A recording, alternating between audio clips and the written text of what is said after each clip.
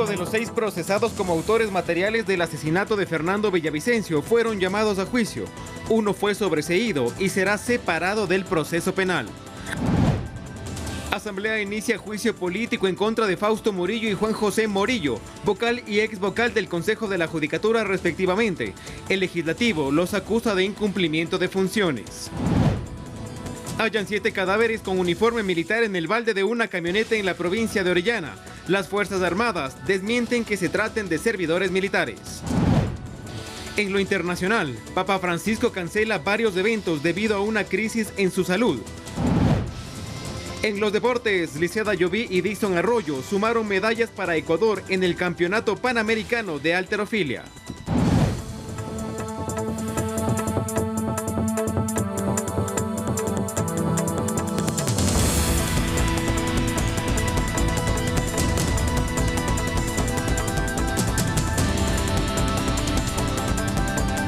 Amigos televidentes, ¿cómo están? Muy buenas noches. Gracias por acompañarnos en este miércoles 28 de febrero en la emisión estelar de Noticias 7. Los invitamos, como siempre, a que nos sigan a través del telégrafo.com.es, en ecuadortv.es, en el dial de Pública FM y por nuestras redes sociales. Ahora también en sus pantallas podrán ver un código QR. Los invitamos a escanearlo, a que se lo descarguen para que con su teléfono celular puedan acceder a toda la información actualizada y verificada que tiene el telégrafo digital para ustedes. Vamos de inmediato con la información, aquí iniciamos.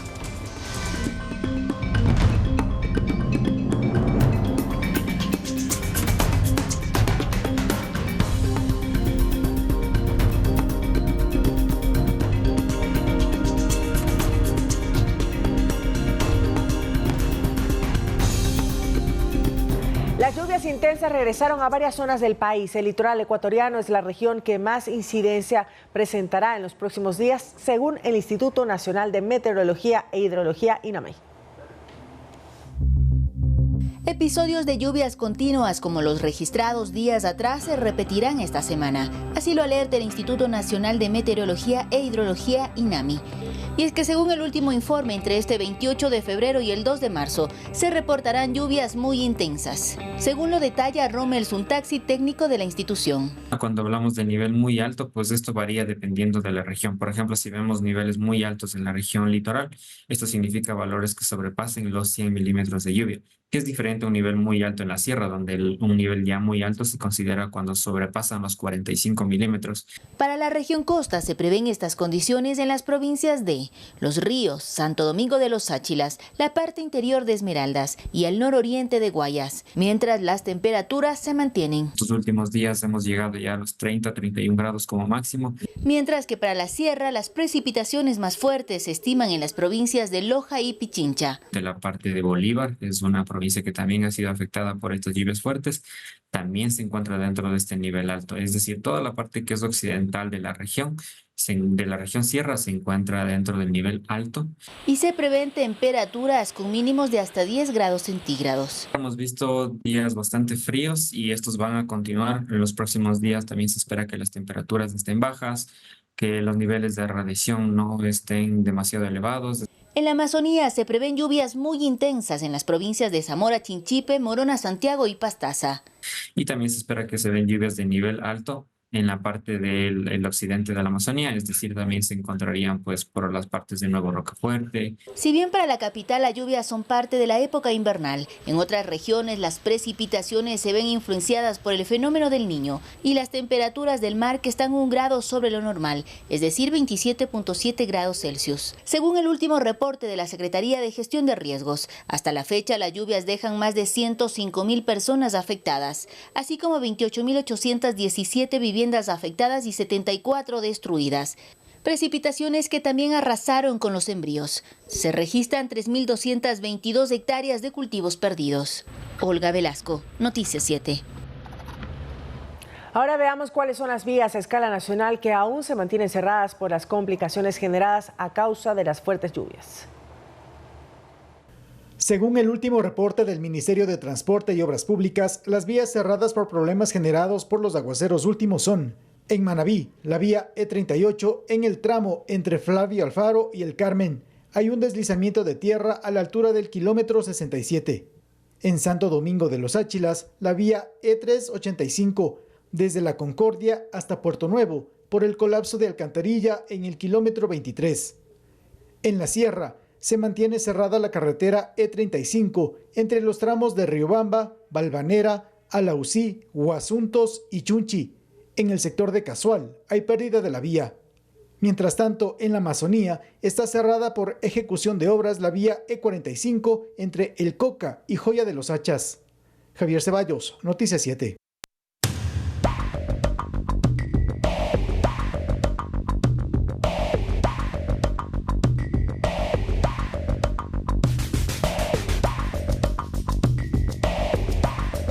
El vocal del Consejo de la Judicatura, Fausto Murillo, y el ex miembro de ese organismo, Juan José Morillo, son interpelados políticamente en la Asamblea Nacional.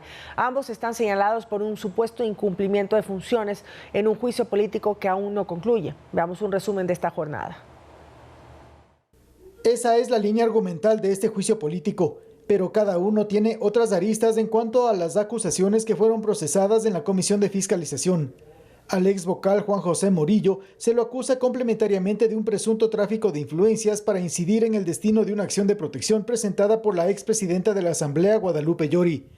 A Fausto Murillo se lo interpela por la falta de ejecución de la homologación salarial de servidores judiciales, por no dotar de insumos a las dependencias judiciales y por falta de acción para la reconstrucción del edificio de la Corte de Justicia de Portoviejo. Y ese tipo de funcionarios no pueden continuar en el Consejo de la Judicatura, no pueden continuar liderando el Consejo de la Judicatura. Uno de los procesados, Fausto Murillo, dijo lo siguiente respecto a las pruebas que respaldan este juicio. Los acusadores deben probar lo que han afirmado y en la sustanciación no han logrado probar absolutamente nada. A excepción de la Revolución Ciudadana y Partido Social Cristiano, quienes están a favor de la censura y destitución de los interpelados, otros bloques legislativos señalan que tomarán una decisión sobre la base de los argumentos que expongan durante su defensa. Se mantiene el equipo de los 15 compañeros independientes, pero cada quien va a tomar una decisión. Todavía lo que hemos señalado, escucharle las exposiciones. Es más, anticipan que la votación de este juicio debe darse separadamente. Por motivo de que no todas las causales están bien argumentadas. Y en este punto es donde se vuelve incierto saber si habrá o no los 92 votos para sancionar a Murillo y Morillo. Dependerá de la decisión que tome el bloque oficialista de ADN con sus 25 asambleístas. Vamos a ver quiénes están a favor del acuerdo contra la impunidad y quiénes están a favor del acuerdo a favor realmente de la impunidad. Hasta el cierre de esta edición no había definiciones en este juicio. Javier Ceballos, Noticias 7.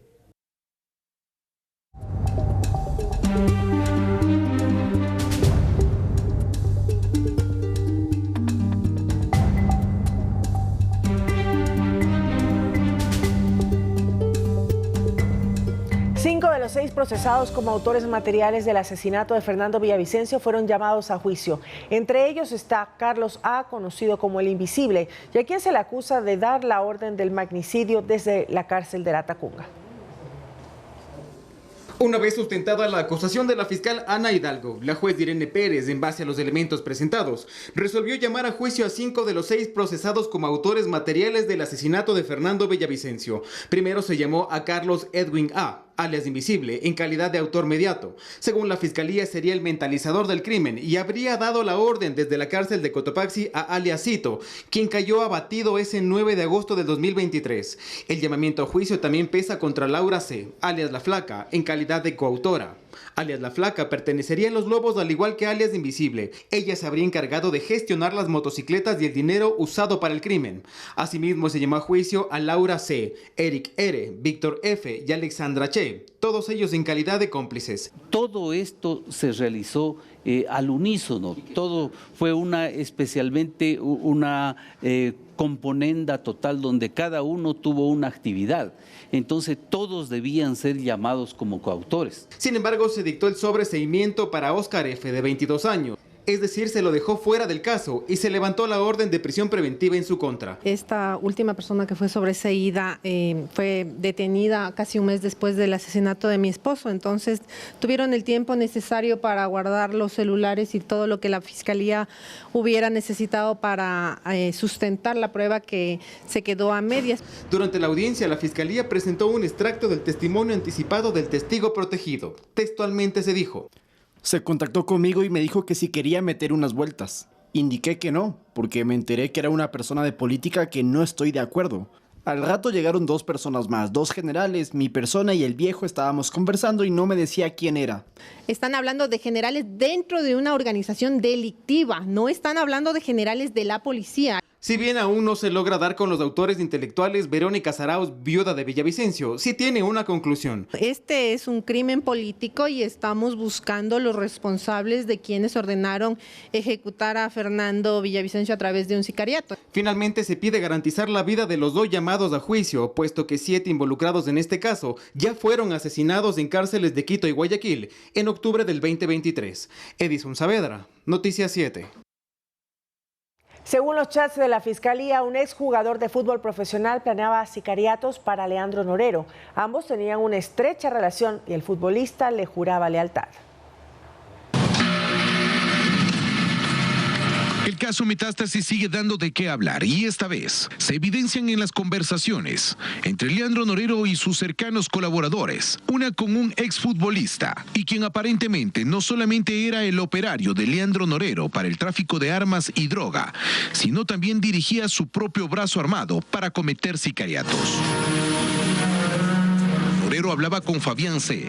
de cómo podían interceptar a quien en aquel entonces era el abogado de Junior Roldán. Querían atentar contra su vida y tenían todo planificado. Ya, ñaño, déjame llamar a los muchachos. Que se vengan de una a ver si alcanzamos. A ver si con eso nos desquitamos. Ya, ñaño, ya estoy llamando a ver si logro armarla. De una, ñaño. Sí está. Ya se está armando el equipo para seguirlo. Allá adentro no se puede. Estamos esperando es que estos pelados se equipen y que podamos pegar centro. Una Glock y una AK-47. De una, ñaño. Norero siempre estaba pendiente de lo que hacía su gente. Tiempo después de la conversación en donde se planificaba atentar contra la vida del abogado de Junior Roldán, Fabián C. le confirmaba que no se podía ingresar al lugar en donde estaba, pero que iban a seguir trabajando para poder atacarlo. Todos estos hechos se daban en medio de las disputas entre las organizaciones delictivas. Si bien es cierto, Leandro Norero intentaba unificarlas y generar acuerdos, esto no le funcionaba, pues Fabián C. fue amenazado en varias ocasiones e incluso decía que temía por su vida, pero que él estaba firme al lado de Norero y que no iba a hacer nada sin que él lo autorice. ¿Qué más, ñaño? No hablo con los muchachos, pero donde se enteren que doy un paso atrás, todo el mundo lo va a cazar. Ñaño, yo voy a guerrear con mi gente hasta el final. Ellos están hasta el final con usted y conmigo. Voy a guerrear, pero escuchándolo a usted, ñaño. Solo eso, ñaño. Dime todo. De ahí herramientas. Tenemos de bastante. Así Leandro Norero manejaba los hilos de su organización criminal desde el interior del centro de rehabilitación en Latacunga. Sus acciones no solamente giraban en seguir gestionando nuevas rutas para el narcotráfico, venta de armas y ocultamiento de sus bienes, sino también seguir captando poder de las organizaciones delictivas y hacer crecer su estructura. También les contamos que Leandro Norero aseguraba que podría detener la violencia en las calles, esto según los chats del caso Metástasis. El narco habría hablado con los cabecillas de las bandas para que no haya más muertes en el país. A cambio, buscaba beneficios o incluso fallos judiciales para que lo declaren inocente. Escoltado por agentes especiales antinarcóticos, el 27 de mayo de 2022, Leandro Norero fue guiado desde Guayaquil hasta el CRS Cotopaxi. Desde el interior hizo de estas instalaciones su cuartel de operaciones. Dotado de una red de internet de banda ancha, mantenía constantes conversaciones respecto a su situación legal, sus negocios, asesinatos, romances y la promesa de pacificación a cambio de su libertad. Los chats extraídos del que habría sido su teléfono dan cuenta que buscaba ser pieza clave del proceso de pacificación carcelario que buscaba el gobierno de Guillermo Lasso. Era junio de 2022 y el patrón le ponía al tanto de sus conversaciones a su abogado Cristian R. Hablé con Fito y otro man, también con JR, pero es el único ingobernable. La red de internet cuidadosamente instalada en la cárcel de Cotopaxi le permitía incluso hablar con sus enemigos por video videollamada. Así lo demuestra esta imagen en la que aparece Norero, José Adolfo Macías Villamar, alias Fito, y un tercero. También hablaba con oficiales de policía. Uno de ellos, Lenin M., identificado por el usuario táctico que en aquel entonces era jefe del distrito de policía de San Borondón. Norero le planteaba frenar los asesinatos en las calles como moneda de cambio para obtener su libertad. Yo le digo a usted, voy a comenzar 3 días sin violencia en las calles y verá los resultados. Yo me les cargo a todos los cabezas de esos grupos. Y si uno falla, sabremos quién fue. A nivel nacional. Esta gente sí hace caso. Yo les pongo a hablar con Fito Junior para que vean que sí hay seriedad, porque serán las cabezas que se comprometen. En el chat mencionó a varias organizaciones criminales, asegurando que las tenía controladas. Y como si fuese un dios, ofrecía que podía detener la violencia con tan solo enviar un par de mensajes. ¿Usted tiene el nivel de parar la ola de violencia en el país? La verdad que sí. Tengo las cabezas de todos los grupos y hago cerrar ese pacto con ellos. Ok, vamos adelante. Con fe, ¿qué bajamos? El éxito es tener 0 muertes violentas entre hoy y mañana hasta el lunes. En aquel entonces, Norero permanecía en la cárcel de Cotopaxi. Según reportes oficiales, fue asesinado el 3 de octubre de 2022. Antes de su asesinato, daba muestras de sus conexiones al más alto nivel con los cabecillas de grupos, ahora declarados como terroristas. Yo hablo con todo el mundo. Tuve la oportunidad hasta de Fito Junior, que hacen una vaina de que con ellos no puedo ni vernos. Hasta nos hemos reído. Tiempo después, 10 grupos criminales anunciaron haber alcanzado una supuesta alianza de paz, excepto el grupo criminal al cual se le atribuye el asesinato de Leandro Norero. Ecuador reinsertó a Albania en el listado de jurisdicciones consideradas paraísos fiscales.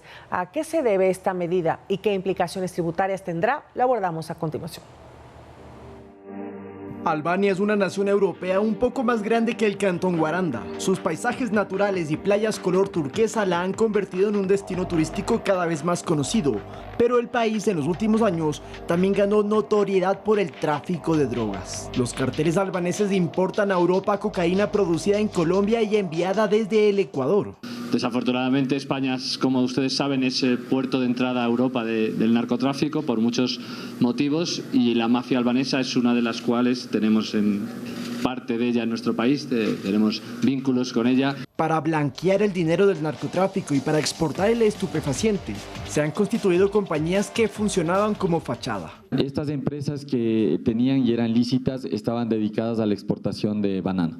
Pero además, Albania se convirtió en un paraíso fiscal, es decir, los controles tributarios son mínimos y eso incentiva a que empresas, incluso legales y que no cometen ningún ilícito, trasladen sus utilidades a bancos en esa nación. En octubre del año 2022, durante la administración de Guillermo Lasso, se decidió, en base a un análisis que hicieron, eliminar a Albania del listado de paraísos fiscales. Pero el Servicio de Rentas Internas, SRI, volvió a incluir en febrero a ese estado en la lista de 70 jurisdicciones que el Ecuador considera como paraíso fiscal. Esto intensificará los controles tributarios y otras medidas. Por ejemplo, los pagos al exterior están sujetos a una retención del 25%.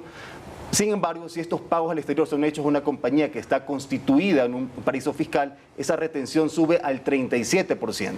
No es que se impiden las operaciones comerciales, sino que la vigilancia es más exhaustiva y se comparte información entre instituciones. En esos procesos de revisión hay indicios de delitos financieros, de lavado de activos, por ejemplo, los cuales son informados a estas instituciones del Estado para que sigan ampliando la investigación.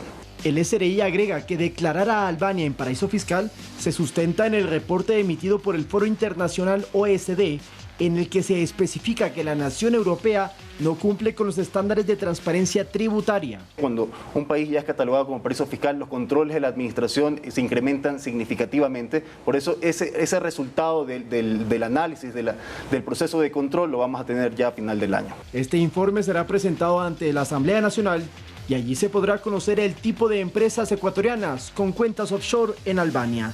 Lautaro Andrade Castro, Noticias 7.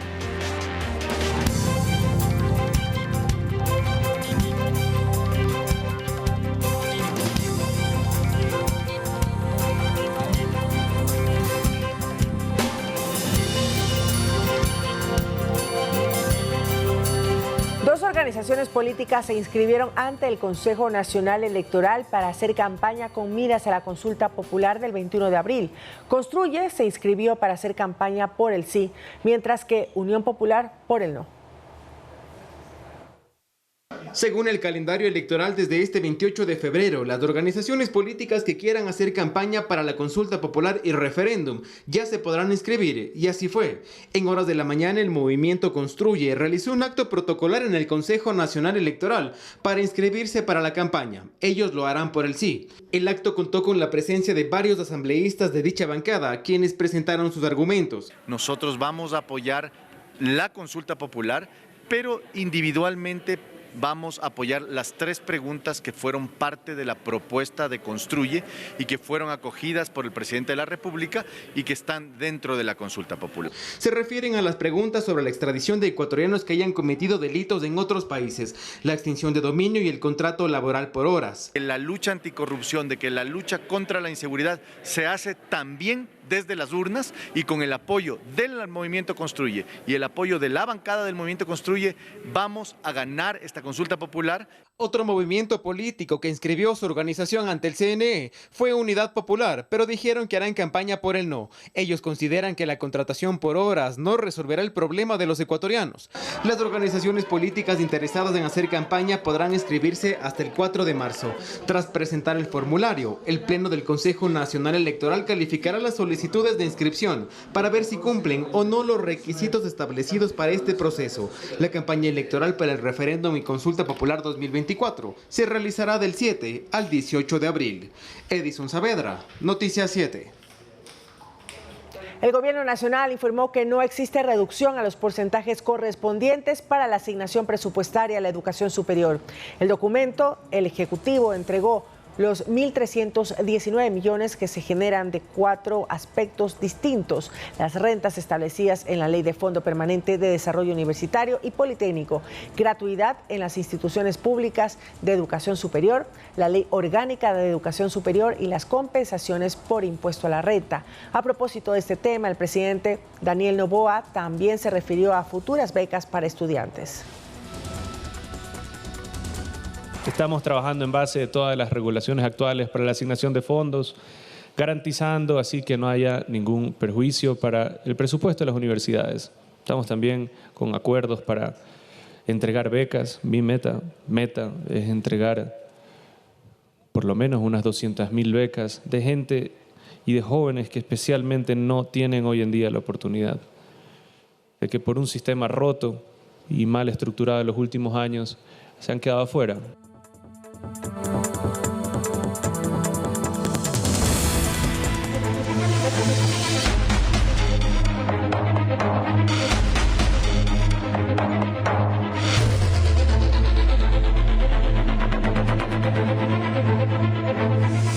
Más información, amigos. Un equipo de Ecuador TV visitó la cárcel de Cotopaxi en La Tacunga para conocer cómo es el actual régimen de los PPL. Nuestro compañero Lautaro Andrade nos presenta esta segunda entrega sobre el centro penitenciario, que en la actualidad volvió a estar bajo el control del Estado. Veamos.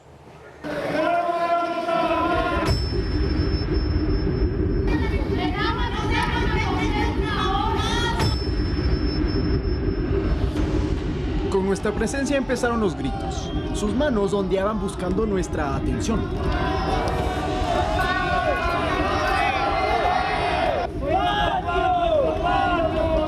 La algarabía en el patio central de la cárcel de Cotopaxi continuó a lo largo de nuestra visita. Se daban las formas de que los escucháramos.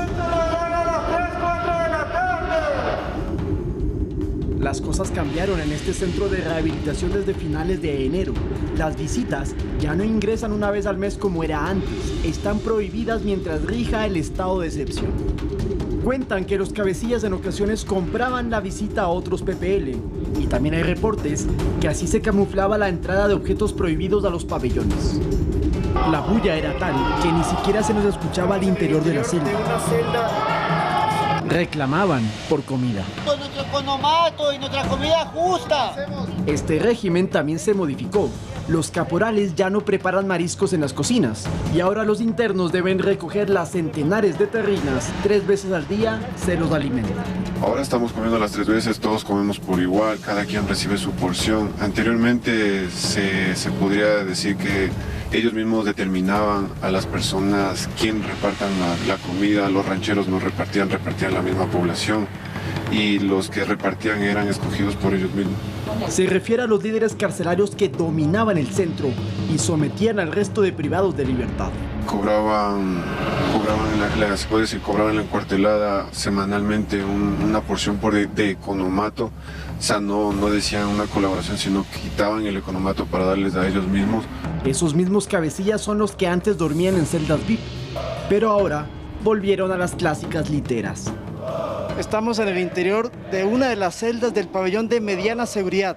Tiene capacidad para 5 PPLs, quienes duermen en estos colchones, pero la diferencia con otros pabellones es el material justamente de estas literas, donde se ubican entonces las camas. En la parte del fondo es donde tienen su baño y en muchas ocasiones botan la basura por los vidrios que están rotos y llega a una cañería que se encuentra en la parte de atrás. Es un lugar bastante oscuro y muy frío. Da la impresión de que el tiempo en este encierro pasa lento. Algunos leen, otros se encomiendan a la religión y plasman en las paredes sus gustos de una libertad perdida. Los viejos gritos de guerra también se apagaron. Ahora se escucha el unísono cántico de seguir al pie de la letra los ejercicios físicos que cada día deben hacer. Eso los mantendrá ocupados, adaptándose a una nueva vida tras las rejas para que no se repitan escenas dantescas que protagonizaron en estos patios. Duele decirlo, pero en esta cancha, el fútbol se jugó con cabezas humanas. Nosotros no salíamos, permanecíamos en el pabellón, no nos dejaban salir, salían solo grupos específicos que ellos determinaban. Los testigos presenciales de esos violentos actos recuerdan el pavor que sentían en esos momentos de temor absoluto. Ingresaban inclusive ellos a buscar a personas que eran del otro bando para poder hacer los tipos de videos que salieron en redes sociales. Son pisos y paredes de sangre derramada, como esta esquina en particular, donde el mayor financista del narcotráfico, Leandro Norero, habría sido asesinado en ese punto en específico cuando intentaba salir del pabellón de mediana seguridad al de máxima, donde lo esperaban sus subalternos para defenderlo en medio de los amotinamientos de octubre del 2022. Es la versión que cuentan tanto PPLs como Fuerzas Armadas y la Fiscalía ha confirmado que Norero fue asesinado en ese lugar. Retornando a la actualidad, los PPL ya no caminan como amos y patrones por aquí. Ahora lo hacen siempre acompañados y bien vigilados por los militares. Las estructuras privadas y equipadas para su comodidad están inhabilitadas, los electrodomésticos decomisados y en las salas de audiencia, nervios, muchos nervios. Pero en general, los propios internos han reconocido que ahora se sienten mejor. Nos han tratado bien los señores militares, no nos han faltado el respeto, no nos han maltratado tanto. ¿Estado bien para qué? Lo único que exigen con urgencia es que vuelvan las visitas. Mover a nuestra familia, queremos. Pero antes de irnos acudimos al pabellón transitorio, donde los detenidos esperan a que según la categorización de su perfil y delitos cometidos, los ubiquen en una de las 3 etapas respectivas, mínima, mediana o máxima seguridad. Y allí, mirándonos pasivamente, sin proferir casi palabra, Daniel Salcedo Bonilla, sentenciado por corrupción y cercano a Leandro Norero. Hoy lo tratan como un preso más. Desde el 2016, la cárcel de Cotopaxi estaba bajo las manos de los grupos delincuenciales. Hubo que esperar hasta febrero del 2024 con 1.100 militares para que al fin el Estado retome el control del centro carcelario más grande de nuestro país. Con cámaras de José Luis Gualotuña, Lautaro Andrade Castro, Noticias 7. Los 7 cadáveres que fueron encontrados a bordo de una camioneta y que vestían uniformes militares en el cantón Joya de los Hachas, provincia de Orellana, no pertenecen al ejército, según confirmaron las Fuerzas Armadas. La madrugada de este miércoles se escucharon detonaciones de armas en el sector del lago San Pedro, pero tras un análisis de los occisos y de las evidencias halladas, se determinó que sus identidades no corresponden a personal militar que labora en la zona.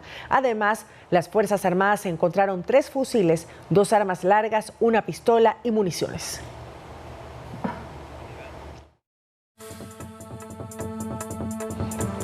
Representantes de la Defensoría del Pueblo, Fiscalía y Derechos Humanos recorrieron este miércoles la cárcel de Esmeraldas para verificar la condición de los privados de libertad. Contamos lo que encontraron en la siguiente nota. Un operativo conjunto entre la Defensoría del Pueblo, la Fiscalía y personal de Derechos Humanos realizaron un recorrido por el Centro de Privación de Libertad de Esmeraldas con el objetivo de evaluar las condiciones de vida de los más de 2.500 internos que residen en este lugar. Se los ve bien físicamente. La señora directora ha podido manifestar que las personas que necesitan atención y medicinas están siendo atendidas. Y es que en este centro penitenciario se conoció que el 70% de los reclusos enfrentan procesos judiciales relacionados con el narcotráfico, el sicariato y el crimen organizado. Todos se encuentran en óptimas condiciones, están recibiendo un trato digno, todos de manera equitativa, los mismos derechos, de acuerdo obviamente al cumplimiento de su rehabilitación social dentro del CPL. Ya se realizó las coordinaciones para la entrega de colchones, vituallas, han sido también dotados de uniformes y todo lo que sea lo necesario de ellos para su habitabilidad dentro de aquí de las instalaciones del CPL. Después del recorrido, Lenín Sánchez, delegado provincial de la Defensoría del Pueblo, indicó que los derechos de los reclusos han sido respetados durante el periodo en que se encuentran bajo el mando de las Fuerzas Armadas. Pude entrevistarme con 4 personas privadas de libertad a las que se realizó una encuesta.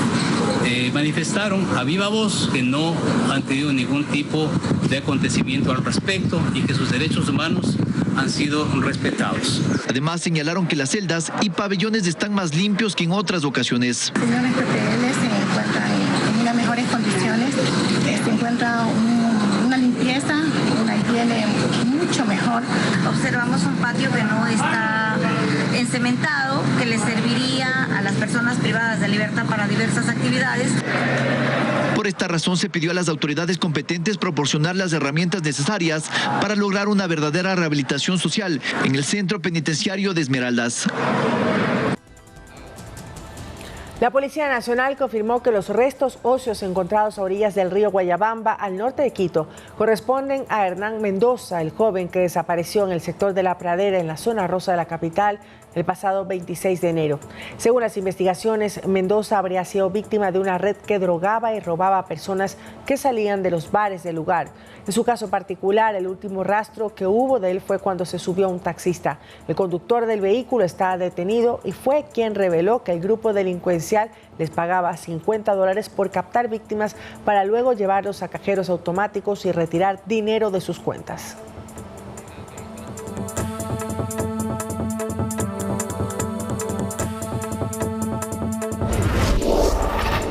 Vamos con otros temas. El SRI busca mecanismos para reducir al máximo la evasión de impuestos. En ese sentido, por ejemplo, los negocios que utilizan las plataformas digitales o redes sociales para sus ventas serán auditados. ¿Cómo? En la siguiente nota le contamos. La venta de ropa, zapatos, accesorios y más que usted compre en línea debe ser emitida con una factura o un comprobante de pago. Si ese negocio no lo hace, es decir, no se lo entrega, el SRI podrá auditarlo. Durante este 2024, el Servicio de Rentas Internas implementará un plan de control para reducir la evasión fiscal y los negocios digitales están incluidos. En la economía digital hay mucha informalidad. Muchos de estos negocios digitales no emiten comprobantes de venta. Y para quien no lo haga, hay multas. En la Ley de Eficiencia Económica se estableció una sanción de hasta $13.800 para aquellos negocios que no entreguen comprobantes de venta. El objetivo es reducir al máximo la evasión fiscal. Y hay también otras acciones. El plan de control está enfocado en 3 ejes principales y con este plan de control estimamos recaudar cerca de $1.200 millones. Los 3 ejes son, primero es reducir la evasión tributaria a nivel internacional. Y para ello pues hemos actualizado el catastro de paraísos fiscales. Tenemos también un convenio de intercambio de información con Estados Unidos, lo estamos operativizando. Entonces son herramientas que vamos a utilizar en el control del año 2024. Además, se refirió a la proforma presupuestaria que envió el Ejecutivo a la Asamblea Nacional.